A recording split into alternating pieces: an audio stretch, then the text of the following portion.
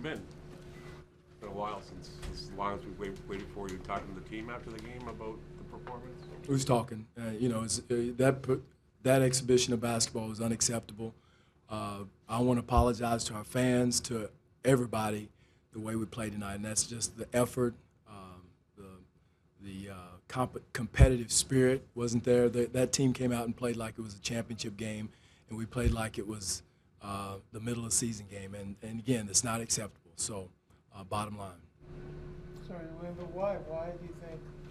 Why were they so disengaged, and any thoughts why? Well, that's what we're going to find out. We're going to find 7 or 8 guys that's going to come out and compete. That's what we got to have. There's no excuse. There's none. You can't even explain away. That's a good team. Oklahoma City's a good team, but we talked about before the game how we had to come out with a competitive spirit, a toughness that we didn't have, and there's no excuse for it. I consider and say why. There's no excuse for it. You had that stretch when Westbrook was out, and it looked like the momentum was turning a little bit. Got it back to 2, and then that last 8 minutes of the second quarter, he went off. Is that specifically in that stretch that you're referring to the most? Well, again, it started at the beginning of the game, Michael. I mean, our transition defense was non-existent, and we talked about it. We worked on it the other day in practice. We worked harder in practice than we did in the game, and that's what's disappointing.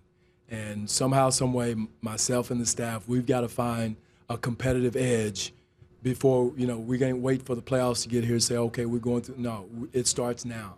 And that's what's disappointing. I thought we had turned the corner a little bit with Dallas, but, we didn't. And we had 2 days of excellent practice, and there's no excuse for it. That's if we're going to search and find 6 or 7, 8 guys that are going to compete. Was it, I don't know if you want to share, was it a one-sided conversation in there, or? I'm not going to talk about what's going on in the locker room.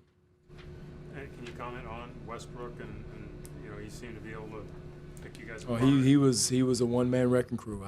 He caused a lot of chain reactions. It starts with him. We had multiple breakdowns as far as getting him under control.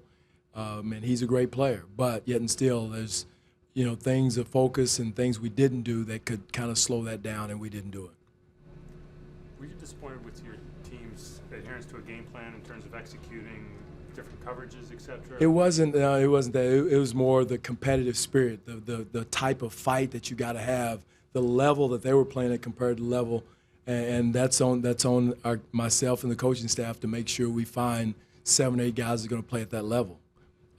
Again, the second unit came in and they played at a pretty good clip, but again, we got to get some other guys, there's 7 or 8 guys that's going to do that on a consistent basis. I mean, we had stretches even tonight, but not enough to go against a team that is playing one of their better basketball games.